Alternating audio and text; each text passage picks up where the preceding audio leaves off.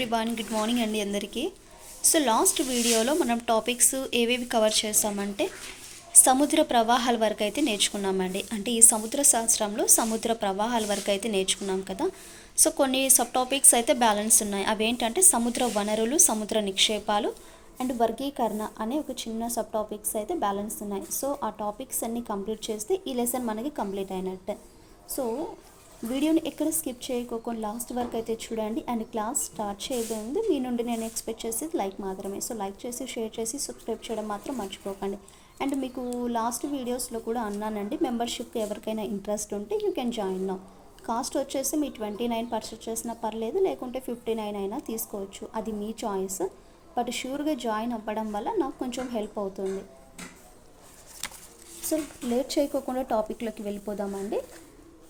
సముద్ర వనరులు లెసన్ ఏమిటంటే సముద్ర వనరులు, రీసోర్స్ ఆఫ్ ద ఓషియన్. అంటే మనకు ప్రకృతి అనేది ప్రసాదించిన సోర్స్లలో సముద్రాలు కూడా చాలా ముఖ్యమైనవి కదా. ఇది అందించే వరకు మనకు అపారము, అంటే ఎప్పటికీ మనకు అందిస్తూనే ఉంటుంది. వీటి నుండి మానవుడు రెండు రకాలుగా అయితే కూడా తన అవసరాలు అనేవి తీర్చుకుంటున్నాడు. అది ప్రత్యక్షంగా కావచ్చు, పరోక్షంగా కావచ్చు. సో తన అవసరాలకు తీర్చుకుంటూ లాభాలు అనేవి పొందుతుంటాడు. ఆ వనరులు ఏంటనేది ఇప్పుడు చూద్దాం. ఆహార సంపద, ఖనిజ సంపద, విద్యుత్ శక్తి ఉత్పాదన మొదలైన ముఖ్య వనరులతో పాటు రవాణా మార్గాలుగా శీతోష్ణ స్థితిపై ప్రభావం ఉండడంలోనూ అంతర్జాతీయ సరిహద్దులుగాను సముద్రాలు మనకు ఉపయోగపడుతున్నాయి. సో ఇవన్నీ చూడండి, మనకు ఆధారపడడానికి రీజన్స్ ఏంటంటే ఆహారంగా ఉపయోగించవచ్చు, ఫిషెస్ కానీ అలా. ఖనిజ సంపద దొరుకుతుంది, అలాగే విద్యుత్ శక్తి అనేది మనం ఉత్పాదన అనేది చేయొచ్చు. రవాణా మార్గాలు ఉంటాయి కదా, మనము బోట్స్ కానీ అట్లా తీసుకెళ్ళచ్చు. సో ఇలాంటివన్నీ కూడా అంతర్జాతీయ సరిహద్దులను కూడా సముద్రాలు అనేవి ఉపయోగపడుతున్నాయి, అవునా. మరి సముద్రాలలో అనేక వివిధ వృక్ష జంతు సంబంధిత జీవరాశులు, ఖనిజ వనరులు ఉన్నాయి. సముద్ర జీవరాశులనే ప్లాంక్టన్ అంటారు. సముద్ర జీవరాశులనే ప్లవక అంటారు. ఇవి చాలా వరకు గాధ జలాలలో, షాలో వాటర్లో ఉంటే సూర్యరశ్మిని, నీటిలోని ఖనిజ పోషక పదార్థాలను గ్రహించి వ్యాప్తి చెందుతాయి. ప్లవకాలు మళ్ళీ మనకి 2 టైప్స్ అయితే ఉంటాయి. ప్లవకాలు అంటే ఏంటంటే గాధ జలాలలో ఉండే సూర్యరశ్మిని, నీటిలోని ఖనిజ పోషక పదార్థాలను గ్రహించి వ్యాప్తి అనేవి చెందుతాయి. అందులో మనకి 2 రకాలు ఏంటి, ఒకటేమో వృక్ష సంబంధిత ప్లైటోప్లావకాలు, జంతు సంబంధిత ప్లవకాలు, జూ ప్లాంకటన్, సైకోటోప్లాంకటన్, ఇలా 2 టైప్స్ అయితే ఉన్నాయి. మరి ప్లవకాలు అంటే ఏంటో చూద్దాం ఇక్కడ. ఇవి సూక్ష్మమైన ఉద్భిజాలు, సముద్రాలలోని 180 మీటర్ల లోతు వరకు అయితే కనిపిస్తాయి. వీటి ఉత్పత్తి సముద్ర జల ఉష్ణోగ్రత, లవణీయత ఆధారపడి ఉంటుంది. ఈ యొక్క ప్లవకాలు మెయిన్గా సముద్ర జల ఉష్ణోగ్రత, లవణీయత మీద డిపెండ్ అయి ఉంటాయి. సముద్ర జలంలోని ఖనిజాలను స్వీకరించి ఎక్కువగా ఉపరితలం భాగంలోనే ఉంటాయి. ఈ ప్లవకాల లభ్యతపై చేపల ఉత్పత్తి అనేది ఆధారపడి ఉంటుంది. దేని మీద చేపల ఉత్పత్తి అనేది ఆధారపడి ఉంటుందండి? ఈ ప్లవకాల లభ్యతపై చేపల ఉత్పత్తి అనేది డిపెండ్ అయి ఉంటుంది. రకరకాల నీరు కలిసే సముద్ర భాగంలో పోషక పదార్థాలు సమృద్ధిగా లభించడం వల్ల ప్లవకం విస్తారంగా ఉంటుంది. ఫర్ ఎగ్జాంపుల్, ఉత్తర సముద్రములోని అతి ముఖ్యమైన మత్స్యగ్రహణ కేంద్రంగా డాగర్ బ్యాంక్ కీర్తి అనేది చెందింది. ఈ యొక్క పోషక పదార్థాలు విరివిగా ఎక్కువగా లభించడం వల్ల ఈ ప్లవకం అనేది విస్తారంగా ఉంటుంది కదా. అందులో ఉత్తర సముద్రంలో అతి ముఖ్యమైన మత్స్యగ్రహణ కేంద్రంగా డాగర్ బ్యాంక్ అనేది ఎక్కువగా కీర్తి చెందింది, ప్రశంసించింది. ప్లవకం వల్ల ఉత్పత్తి అయ్యే ఆహారము భూమి మీద నివసించే ఉద్భిజాలు ఉత్పత్తి చేసే ఆహారం కంటే ఎక్కువగా ఉంటుందనేసి అంచనా. నెక్స్ట్ జూ ప్లవకం అండి. ఇవి పెద్దవి, సంక్లిష్టంగానైతే ఉంటాయి, అంటే ఎక్కువగా ఉంటాయి, ప్లస్ సంక్లిష్టంగా ఉంటాయి. బెంతోస్, డెమెర్సెల్, తిమింగలాలు, సీల్, సముద్ర తృణాలు, జంతు సంబంధమైన జీవరాశులు ముఖ్యమైనవి. జీవరాశుల్లో ముఖ్యమైనవి ఏంటి? బెంతోసు, డెమెర్సెల్, తిమింగలాలు, సీల్, సముద్ర తృణాలు, జంతు సంబంధమైన జీవరాశులు చెప్పుకోదగినవి. మరి ఈ సముద్రం అడుగు భాగాన్ని నివసించే జీవులనే బెంతాస్ అంటారు. బెంతాస్ అని వేటిని అంటారండి? చూడాలి ఇక్కడ, సముద్ర అడుగు భాగాన నివసించే జీవులనే బెంతాస్ అంటారు. మరి వీటిలో ఫొరామెనిఫెరా అనే తెగ నత్త జాతికి చెందింది, ముఖ్యమైనది కూడా. సముద్రాల లోతులలో నివసించే చేపలనే డెమర్సెల్ అంటారు. డెమర్సెల్ చేపలు అంటారు. అంటే సముద్రాల యొక్క లోతులలో నివసించే చేపలనే డెమర్సెల్ చేపలు అంటారు. మళ్ళీ ఇవి 2 టైప్స్ ఉంటాయంట. అంటే గుండ్రంగా ఉండేవి ప్లస్ సమతలంగా ఉండేవి. గుండ్రంగా ఉండే చేపలలో కాడ్ హెడేక్ ముఖ్యమైనవి. అనేవి ముఖ్యమైనది. సమతలంగా ఉండే వాటిలో హాలిబట్, ప్లేయిస్ ముఖ్యమైనవి. ఇవి ఎక్కడ కనిపిస్తాయంటే మనకు నార్వే, జపాన్, బ్రిటన్, ఫిన్లాండ్లో దేశస్తులకి ముఖ్యమైన ఆహారమే ఈ 2 టైప్స్ ఫిషెస్. క్షీరదాల మమాల్స్ జాతికి సంబంధించిన అతి పెద్దదైన సముద్ర జీవరాశుల్లో తిమింగలాలు, సీల్, డాల్ఫిన్లు, పార్పాయింట్, సెటేషియా తెగకు చెందినవి అతి ముఖ్యమైనవి. సో ఇది మనకండి సముద్ర యొక్క వనరులు, అంటే ఫిషెస్ గురించి అందులో దాగి ఉండేవి.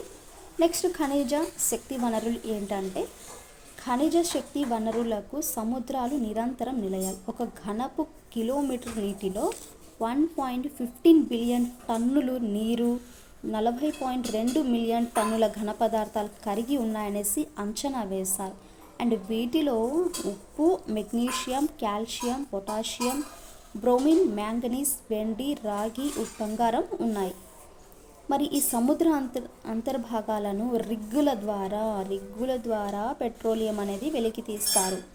ఎడ్రియాటిక్ సముద్రంలో మిథేన్ వాయువు, ఎర్ర సముద్రంలో బంగారం, వెండి, రాగి, జింక్, హిందూ మహాసముద్రంలో క్రోమియం లభ్యమవుతున్నట్లు నిర్ధారింపబడ్డాయి. ఈ బిట్టు గుర్తుపెట్టుకోవాలి.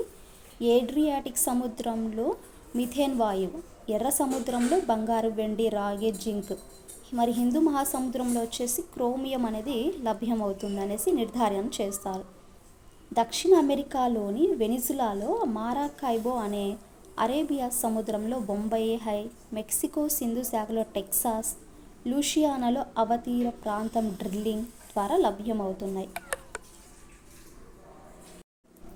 ఈ విధంగా చూసుకుంటే సముద్రాల నుండి మనం వనరులు అనేవి గ్రహిస్తూనే ఉన్నాం కదా అండి. సో దక్షిణ అమెరికాలో వెనిజులాలో మారకైబో, అరేబియా సముద్రంలో వచ్చేసి బొంబే హై, మెక్సికో సింధు శాఖలో చూసుకుంటే టెక్సాస్, లూసియానాలో చూసుకుంటే అవతీర ప్రాంత డ్రిల్లింగ్ ద్వారా లభ్యమవుతున్నాయి. ఈ విధంగా మనము సముద్రాల మీద, వనరుల మీద చాలా డిపెండ్ అయ్యి ఉంటున్నాము. ఇంకా లాస్ట్ సబ్ టాపిక్ చూడండి, సముద్ర నిక్షేపాలు, ది ఓషన్ డిపాజిట్స్. చూసుకుంటే అగాధ సముద్ర తలంపై కార్పెట్ మాదిరిగా ఏర్పడ్డ అవక్షేపాలనే సముద్ర నిక్షేపాలు అంటారు. అగాధ సముద్ర తలంపై కార్పెట్ మాదిరిగా ఏర్పడ్డ అవక్షేపాలను సముద్ర నిక్షేపాలు అంటారు. ఇవి ఏర్పడడానికి రీజన్స్ ఏంటి? భూక్రమక్షయం ప్లస్ జంతుజాలాల అవశేషాల కారణంగా ఈ అవక్షేపాలను సముద్ర నిక్షేపాలు అనేసి అంటారు. సో ఈ సముద్ర అవక్షేపాల పుట్టుకను అనుసరించి ఏర్పడ్డ నిక్షేపాలు ఏంటంటే ఇక్కడ 4 అయితే ఉన్నాయి. భూజనిత నిక్షేపాలు, పెలియాజిక్ నిక్షేపాలు, అగ్నిపర్వత ఉత్పాదిక నిక్షేపాలు, భూజనేతర నిక్షేపాలు. ఇలా 4 టైప్స్ అయితే ఉంటాయి. ఫస్ట్ వన్ ఏంటి? భూజనిత నిక్షేపాలు చూసుకుంటే ఇవి సాధారణంగా ఖండ భూభాగానికి ఖండ తీరపు అంచులో క్రమక్షయ కారకాల వల్ల అయితే ఏర్పడతాయి. మళ్ళీ ఈ క్రమక్షయాలు వచ్చేసి 4 టైప్స్ అయితే ఉంటాయి. అవి ఏంటంటే నది యొక్క క్రమక్షయం వల్ల, సముద్ర తరంగాలు ప్రవాహాల వల్ల, పవన క్రమక్షయం వల్ల, హిమాలయ నద క్రమక్షయం వల్ల. ఈ ఏర్పడ్డ చివరకు సముద్ర తీరపు అంచులోనికి చేరతాయి. నెక్స్ట్ పేలియాజిక్ నిక్షేపాలంటే ఇవి ఎక్కువగా నీటిలో తేలే జంతు వృక్ష జాతులకు చెందినవి. వీటి అవశేషాలు నీటిలో ఊబికి, బరువెక్కి జలాంతర్గత ఉపరితలం నుంచి అయితే నిక్షేపించబడ్డాయి.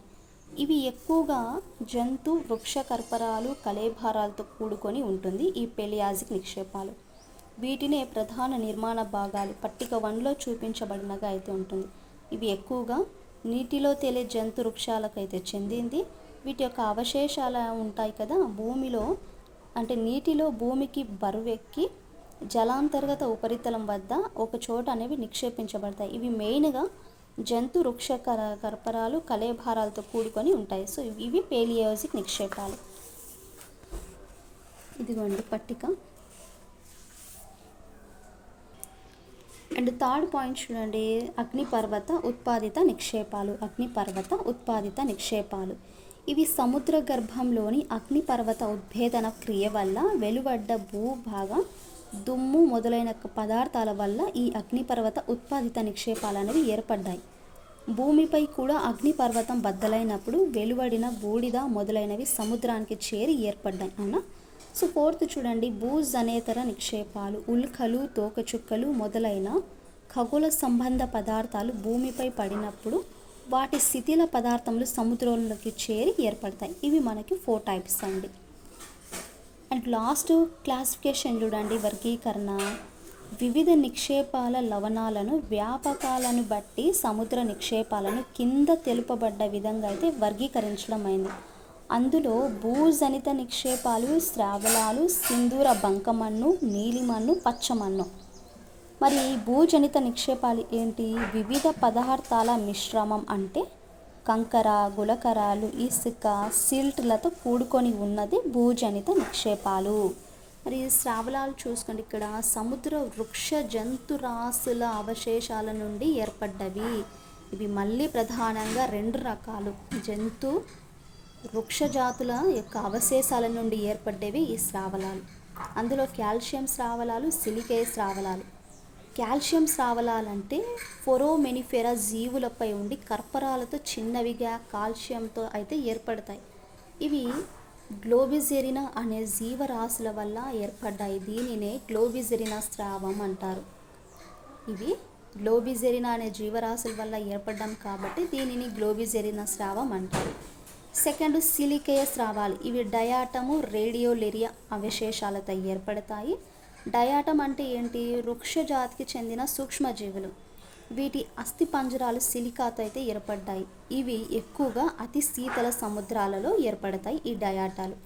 రేడియోలేరియన్ చూడండి, రేడియోలేరియన్ అనే ఫోరామినిఫెరా అనే జంతు జీవరాశుల వల్ల ఏర్పడతాయి. ఇవి సూక్ష్మ జీవరాశుల యొక్క కర్పరాలతో సిలికాలతో అయితే ఏర్పడతాయి. ఈ స్రావలాలు సముద్ర అగాధ జలాలలోనూ సుమారు ఎంతవరకు లోతునైతే ఉంటాయి? 600 నుండి 1000 మీటర్ల లెక్క లోతునైతే ఏర్పడతాయి. సింధూర బంకమన్ను చూడండి, ఇంత పాయింట్. ఐరన్ ఆక్సైడ్, ఎర్రరంగు ఓకర్ పదార్థాల సమ్మేళనం వల్ల సింధూర బంకమన్ను అనేది ఏర్పడుతుంది. దేనివల్ల? ఐరన్ ఆక్సైడ్, ఎర్రరంగు ఓకర్ పదార్థాల సమ్మేళనం వల్ల ఈ సింధూర బంకమన్ను అనేది ఏర్పడుతుంది. షార్క్ కూరల వల్ల, వేల్స్ ఎముకల వల్ల, ఐస్బర్గ్లు తెచ్చిన పదార్థాల వల్ల, ఈ ఉల్కలు కానీ ఇతర ఖగోళ శిథిల పదార్థాల వల్ల కానీ, భూకంప ధూళి, దుమ్ము పదార్థాల వల్ల ఈ సింధూర బంకు అనేది ఏర్పడుతుంది. అంటే ఈ బంకమన్ను అనేది ఎర్రమన్ను కూడా అనొచ్చు. వీటి ద్వారా అయితే ఏర్పడుతుంది. అండ్ ఫైనలీ నీలిమన్ను. ఇది తీరపు వాలులో ఎక్కువగా అయితే ఏర్పడుతుందంట. దాని రంగు ఐరన్ సల్ఫైడ్ కార్బన్ సంబంధ పదార్థాల వల్ల ఏర్పడుతుంది ఈ నీలిమన్ను. పచ్చమన్ను చూడండి, ఇవి ఎక్కువ సముద్ర తీర ప్రాంతాలలో, నదులు కలిసే ప్రాంతాలలో కనిపిస్తుంది. గ్లూకోనైట్ పదార్థ సంఘటన వల్ల ఈ మన్నుకు పచ్చరంగు అనేది లభిస్తుంది.